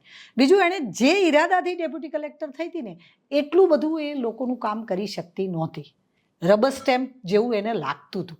એમ કે આટલા મોટા હોદ્દા ઉપર હોઈને પણ આપણે બહુ સરસ લોકોના કામ કરી શકતા નથી. એ એક થોડોક વસવસો તો નાનો હતો, પણ મારી જરૂરિયાત મોટી હતી, એટલે મેં એને બોલાવી. ટ્રાય કરવા માટે છેલ્લું એક વર્ષ હતું, 35 અને 36 વર્ષની ઉંમરે પહેલી જ ટ્રાયલમાં એ પાસ થઈ જાય છે, ડેપ્યુટી કલેક્ટર બની જાય છે, પછી રાજીનામું આપે છે. તો શીખવા એ મળે છે કે જીવનમાં ક્યાંક તમે નિષ્ફળતા મળી હોય અને તમારું સપનું કલેક્ટર બનવાનું અથવા તો મામલતદાર બનવાનું પૂરું ન થયું હોય તો ચિંતા કરવાની જરૂર નથી, કારણ કે રાજીનામું આપી દીધું છે. હા, તમે જિંદગી એટલે થોડોક હોદ્દો છે, જિંદગી એટલે જિંદગી છે, આને જુદી રીતે જુએ છે દુનિયા. તમારી દ્રષ્ટિએ જિંદગીને અમારે જોવી છે, ઇન્ટરવ્યુ એમ પૂરો નહીં કરું. પણ GPSCની વાત નીકળી, દિનેશ દાસાને આપણે યાદ કર્યા છે. રેક્ટ સાથે તમે કનેક્ટેડ છો. રબારી સમાજની એક શૈક્ષણિક એવી સંસ્થા છે કે જ્યાં દીકરો આવે ને પોલીસમાં જવું છે, કોઈને કલેક્ટર બનવું છે. GPSCના અત્યારના ચેરમેન સામે અનેક સવાલો ઊભા થઈ રહ્યા છે, એટલે શું કહેવું છે કંઈ? રેકમાં પહેલી રેકની જ વાત કરું કે રેકમાં મને મોકલનાર નાની દીકરી, એણે મને એવું કીધું કે તારે અમારા માટે કંઈ ના કરવું હોય ને તો કોકના માટે કશું કર, બેસી ના રહીશ. મિનલે મને ત્યાં જબરદસ્તી મોકલીને અત્યારે તો હું ત્યાં અદ્ભુત રીતે જવાબદારી નિભાવું છું. હા, રેકના બાળકોને જે થોડોક અન્યાય થાય છે એ બાબતે એમને એવું લાગતું હશે, હજી કે આપણે સિસ્ટમને આખી અંદર આરપાર ના ઓળખતા હોય ત્યાં સુધી કોઈના ઉપર કોઈ દોષારોપણનો અર્થ નથી. પણ હું બાળકોને એવું કહું છું કે રેકના છોકરાઓને કે આખા ઇતિહાસના બધા પાના ફેરવો, કઈ જગ્યાએ અન્યાય કોઈને નથી થયો. અન્યાયમાંથી રસ્તો કાઢે એ જ મરદ માણસ. એટલે અન્યાય અન્યાય અન્યાય યાદ કરીને બેસી રહીએ ને તો કદાચ આજે અહીંયા અન્યાય થતો હશે તો કાલ બીજે ક્યાંક થશે. એટલે અન્યાય થાય છે કે નથી થતો એના કરતાં અન્યાય થતો હોય ને ત્યારે એમાંથી નીકળવા માટે જ હું તો શીખવાડું છું. કારણ કે આપણી તાકાત જ નથી કે આના કોઈના મૂળમાં જઈએ અથવા તો કોઈના ઉપર દોષારોપણ કરીએ અને પછી એમાંથી બાળકોને બહાર કાઢીએ. થતું બી હશે કદાચ કોઈના વખતે. પણ તમે કોઈ યોગ્ય રસ્તો એ છે કે બાળક અને યુવાનના મનમાં એવું એક બીજ રોપી દઈએ કે જે એને હા કે ચાલ્યા કરે સંસાર છે, સિસ્ટમ આપણા હાથમાં ઉગતા નથી. શીખવાડે. હા, કોઈ પણ પરિસ્થિતિ આવે, કોઈ પણ ઋતુમાં એને ઉગતા શીખવાડે. ઘણી બધી દિવાળીઓ તમે જોઈ છે અને ઋતુઓ ની થપાટે તમે ખાધી હશે. પણ આ મોરારી બાપુ સાથેનો જે વિડીયો વાયરલ થયો તો એ શું ઘટના હતી? કારણ કે એમને નહીં આવ્યું, જે તમે બોલ્યા છો ને એ કદાચ જીવનના અનુભવો અને ઘણું બધું વાંચ્યું હશે. હા, વાંચ્યું તો હતું ઘણું બધું, પણ મોરારી બાપુની સામે જે બોલી ને એ કદાચ મોરારી બાપુની સામે કંઈક વાત કરવાનું મારું સપનું હતું. માણસનું સપનું હોય ને એમાં એ માણસ 16 કળાએ ખીલે. એટલે એ મારા જીવનમાં મને એમ હતું કે ના, આ મોરારી બાપુની સામે એક વખતે આપણને બોલવા ના મળે, આપણે શું જિંદગી જીવ્યા એમ. એટલે મોરારી બાપુ પછી વિડીયો વાયરલ થયો છે કદાચ એવું તમે કહો, પણ રેખાબેન તો આના આ જ હતા એમ. કદાચ મોરારી બાપુએ ખમ્મા કીધી એ દુનિયાએ સાંભળી. એટલે મોરારી બાપુ જેવો વિદ્વાન માણસ આપણી વાત સાંભળે અને એમાંય પેલી ચાચીયાવાળી વાત તો એમને બહુ જ ગમી કે ધજા ફરકાઈને બેઠા છે ને અંદર ચાચીઓ છે કોઈને ખબર જ વિડીયો લોકોએ જોયો નથી. હા, એમાં રેખાબેન વિશે ઘણી બધી વાતો એમને કરી છે. પૈસો મારો પરમેશ્વર એવું તમે માનો છો? પરમેશ્વરની વાતો કરતા પૈસા ઉપર આવી ગયા. આ મારો સવાલ પૂછવો હતો, કેવી રીતે? પૈસો મને એ જ નવાઈ લાગે છે કે બહુ બધા લોકો જ્યારે કેમેરાની સામે આવે ને ત્યારે શું કે પૈસાને બહુ પ્રેમ નહીં કરવાનો, પૈસો આટલો મેલ છે. કશું મેલ નહીં, કશું જ પૈસા વગર થતું જ નથી. હું તો તમને કહું છું, અઢળક પૈસા કમાઓ. અને પૈસા ખરેખર બહુ જરૂરી છે. પૈસા આવ્યા પછી તમે ક્યાં વાપરો છો ને એ બહુ મહત્વનું. યોગ્ય રસ્તે પૈસા આવે એવા યોગ્ય રસ્તે આવવા જોઈએ અને યોગ્ય રસ્તે જવા જોઈએ. બાકી અઢળક પુષ્કળ સાહેબી જોઈએ. અને હું તો જરાય એના વિરોધમાં નથી. કોઈનું પણ સારું કરવું હોય પૈસા જોઈએ જોઈએ જોઈએ. એટલે કમસે કમ કોઈને મદદ કરવી હોય તો એ પૈસાની જરૂર પડશે. ઘણા બધા લોકો આવું કહીને પૈસા બનાવે છે. એ મોટિવેશનલ સ્પીકર પણ બની ગયા છે અથવા તો તમે કીધું એજન્ટ બની ગયા છે કે પૈસાથી દૂર રહેવાની વાતો કરી અને એ પાછા પોતે તો ફી લઈને જ કરે છે. હા, જે એવું કહે છે એ લોકો મર્સિડીઝમાં ફરે. આપણો ડાયરો જામ્યો છે, ઘણી બધી વાતો થઈ શકે પણ ક્યાંક અટકવું પડતું હોય છે. આપણે અટકીશું, પણ 2 સવાલ સાથે આપણે પાછું પૂરું કરીએ છીએ. હવે ફાઇનલી સનાતન એટલે શું તમારી દ્રષ્ટિએ? સનાતન એટલે તમામ ધર્મોનું મૂળ. ગીતામાં ક્યાંય હિન્દુ શબ્દ લખ્યો નથી. હિન્દુ ધર્મથી એ ઉપર વસ્તુ છે આ સનાતન. સનાતન એટલે કેવું છે, આ ખાલી આવી વાત કરીએ ને તો આ ધરતી છે ને એ સનાતન છે. એના ઉપર એક જગ્યાએ એક વૃક્ષ ઉગ્યું છે જેનું નામ જૈન છે, બીજું વૃક્ષ ઉગ્યું છે જેનું નામ બૌદ્ધ છે, ત્રીજું વૃક્ષ ઉગ્યું છે જેનું નામ શીખ છે, ચોથું કોઈ પણ ગુરુ નાનકના પિતા, ઈસુ ખ્રિસ્તના પિતા અથવા તો મોહમ્મદના પિતા કોણ હતા? આ ધર્મો તો એમને સ્થાપ્યા છે. એમના પિતા તો કંઈક હતા ને, એ એમના પિતા જે હતા એ સનાતન છે. સાહેબ, 2.5 કિલોનું 3 કિલોનું બાળક જન્મે દિનેશભાઈ અને એ મરે ને એ દિવસે એના અસ્થિની વજન કરો ને તો એ 3 કિલો થાય છે. પુનર્જન્મ તો આપણી કબડીને ખોખોમાંય છે. ક્યાં સનાતને શું નથી કીધું? શું કહેવાનું બાકી છે? કર્મને ખબર જ છે કોણ ક્યાં સંતાણું, શોધી જ લે છે સૌને. અને કોઈ ખાલી હાથે આવતું નથી ને કોઈ ખાલી હાથે જતું નથી. લઈને આવો છો કર્મો અને લઈને જાઓ છો. એ સિવાયનું કશું જ સનાતન છે જ નહીં. સનાતન બહુ સીધો સાદો ધર્મ છે. અને પેલું નહીં કહેતા કે શીરો હલાવાવાળાએ અંદર કાજુ ને બદામ નાખીને એને અઘરો બનાવી દીધો, નહીં તો ઉતરી જાય એવો સીધો સાદો ધર્મ. પણ આ તમે જે કહ્યું પ્રમાણે એ સમસ્યા એવી નિર્માણ કરી છે કે તમે હમણાં કીધું કે પૈસાની જરૂર છે, તમે પણ કીધું કે છેલ્લે તો જ્યારે રાખ થઈ જશું ત્યારે આટકાની બહુ વજન નથી. પણ એનો જો જુદો અર્થ કાઢું તો હું મારો બચાવ કરવો છે, મારે કશું કરવું નથી એટલે હું જાતે જસ્ટિફાઈ કરીશ કે જોયું ને પૈસા કમાવાની જરૂર નથી. હા, છેલ્લે તો બધાએ રાખ થઈ જવાનું છે. છેલ્લા એ બધાએ રાખ કર્યું છે લોકોએ વચ્ચે. એ જ કર્યું છે. જે લોકો કંઈ નથી કરી શક્યા ને એ પછી છેલ્લે આવા બધા છોછ બતાવે છે. નહીં તો હું તો એવું કહું છું કે માનવતાના એટલા બધા કામ કરવા જોઈએ ને એમના માટે પૈસા વાપરવા જોઈએ. આપણી 7મી પેઢી માટે ભેગું નહીં કરવું જોઈએ. અને પુષ્કળ પ્રમાણમાં પૈસો વાપરવો પડે એવા અનેક લોકો છે જેમને આપણી જરૂર છે. અને સનાતન ધર્મ તો દાન પુણ્યમાં માનવાવાળી સંસ્કૃતિ છે. એટલે હું તો એમાં માનું છું, પણ હું તો એવું કહું છું કે ડઝન કેળા આપીને 9 જણા ફોટો મૂકે ને એ દાન પુણ્ય નથી. એ દાન એટલે ટૂંકમાં જમણા હાથ ડાબા હાથે તમે પુણ્ય કરો ને જમણા હાથને ખબર ના પડે ને એ જ પુણ્ય છે. હવે મારા માટે અઘરું છે, કારણ કે હું જે સવાલ કરું એ જ હતો કે તમે શું કરો છો સેવાકીય પ્રવૃત્તિ. એ નહીં કહું. એ નહીં કહી શકું. પણ પ્રભુ મારી પાસે બહુ બધા એવા કામ કરાવે છે કે જેનો મને સંતોષ થઈ જાય, જેનો મને નશો છે સાહેબ. ખરેખર હું એમ કહી શકું કે હા, મને ધક્કો નથી પડ્યો. મારી પાસે બહુ જ કામ કરાયા એવા, એને ગમે એવા કે ઉપર જવું તો એને કહી શકું એમ. કે પેલું નહીં કહેતા કે બાળપણ, જુવાની, ગડપણ બહુ થઈ ગયું, ચલ નાટક પડદો પાડી દઈએ.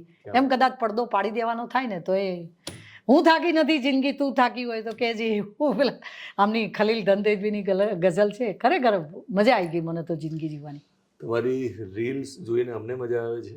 એટલે અને પડદો પાડવો છે આપણે હવે, પણ પડદો પડ્યા પછી ફરીવાર પછી પડદો ખુલે પણ ખરો. જુદા પડાવે મળીશું આપણે. શું કરવું છે જીવનમાં હવે? મારા બાળકો માટે હવે કશું નથી કરવું, પહેલી વસ્તુ એ. બીજું એવું કામ કરવું છે જે હું ડાબા હાથે કરું અને જમણા હાથને ખબર ના પડે. લોક ઉપયોગી કામ કરવું છે. અને બહુ જ બધું અદ્ભુત આપણા દેશમાં, જેમ કે દીકરાઓ ત્યાં સેટ થયા છે તો મેં ગ્રીન કાર્ડની ના પાડી હતી કે ભાઈ મારે નથી આવવાનું. અહીંયા કામ કરવું છે રેક્ટના દીકરાઓ માટે. રેક્ટમાં જે છોકરાઓ આવે છે ને સાહેબ, સ્લીપરની પટ્ટી બદલવા માટે 1 મહિનો રાહ જુએ છે. એવા બાળકો છે. એક છોકરાએ મને કીધું બેન 5000 આપો ને મારે મારી બેનને દાખલ કરી. કીધું સાલા બધા મને ડફોળ બનાવીને પૈસા લઈ જાઓ, તાર સરનામું આપ, હું ઘેર માણસ મોકલું. એ કે બેન રવા દો ને, આવું જ ના કરશો ને, આવું ના કરશો ને. પછી મેં એને પૂછ્યું તારું સરનામું બોલ. તો કે રવા પર 3 રસ્તાથી ડાબા જાઓ ને એટલે 4થા થાંભલે મારું ઘર છે. લાઇટના થાંભલા જેના સરનામા હોય ને એવા માણસો આપણી આજુબાજુ છે. બહુ દૂર લેવા જવાની જરૂર નથી. આપણો અહીંયા કંઈક ધર્મ બને છે કોકના માટે કશુંક કરવાનો. અને એ સીધી વાત છે. કોઈક શું કહે છે કે કંઈક પ્રભુ આપે તો આપીએ ને, પણ આપણે આપીએ તો પ્રભુ આપે ને. બેવું વાઇસ વર્સા છે. તો ભગવાનને પ્રાર્થના કરું, પ્રભુને પ્રાર્થના કરું કે તમે આવા લોકોનું સરનામું બનો. બરાબર ને? પાક્કું. એ જ ઈચ્છા બી એ જ છે, જીવનનું સપનું બી એ જ છે કે એ લોકોના સુખનું સરનામું તમે હોય. અરે તો હું નસીબદાર જો પ્રભુ. સફળતાથી સુખ જુદી વાત છે. હા, પૈસાથી સુખ આવે, દુઃખ જાય નહીં. સફળતા અને સુખ બે જુદી વસ્તુ છે. સુખ એટલે શું? સુખ એટલે સંતોષ. સુખ ખબર નહીં, બહુ અઘરી વ્યાખ્યા છે, પણ સુખ એટલે તમે બીજાને સુખ આપી શકો, એ તમારું સુખ હોવું જોઈએ. સીધી વ્યાખ્યા. સફળતા અને સંતોષમાં પણ કન્ફ્યુઝ છે લોકો. સફળતા એ સંતોષ નથી. ઘણો માણસ ગાડું હાંકતો હોય તો એ સંતોષમાં હોય છે, અને ઘણા માણસો છેક મિનિસ્ટરના હોદ્દા ઉપર હોય છે તો એ સંતોષમાં નથી હોતા. એટલે સફળતા એ જુદી વસ્તુ છે અને સંતોષ એ જુદી વસ્તુ છે. એટલે પ્રભુ સાથેનું સમર્પણ અને સંતોષ જીવનનો, આ બે જ. અને બીજા માટે કશું કરી જવું, આ 3 વસ્તુ આવડી જાય બહુ થઈ ગયું. બીજું કશું બહુ દઈ દીધું નાથ. પેલી નથી કે હયું મસ્તકને હાથ બહુ દઈ દીધું નાથ, જા ચોથું નથી માંગવું. એમ આટલું હોય તો બહુ થઈ ગયું. હવે કહેવાની જરૂર પણ નથી. 5મો સવાલ નથી કરવો ના, થેન્ક યુ. એમ કંટાળી ગયા હાથ જોડીને. ના, પણ પછી તમારા પ્રશ્નો બહુ ભારે હોય છે. એટલા બધા અઘરા હતા, પણ સાચું કીધું. મજા આવી. મજા આવી, ખરેખર મજા આવી. તમને ખાલી એક કહું છું કે તમે બહુ જલ્દી ક્યાંક પિક્ચરમાં ઉતરો. તમે ખરેખર પિક્ચરમાં રૂપેરી પડદે આવવા લાયક છો. તમને ખૂબ શુભેચ્છાઓ મારી. Thank you.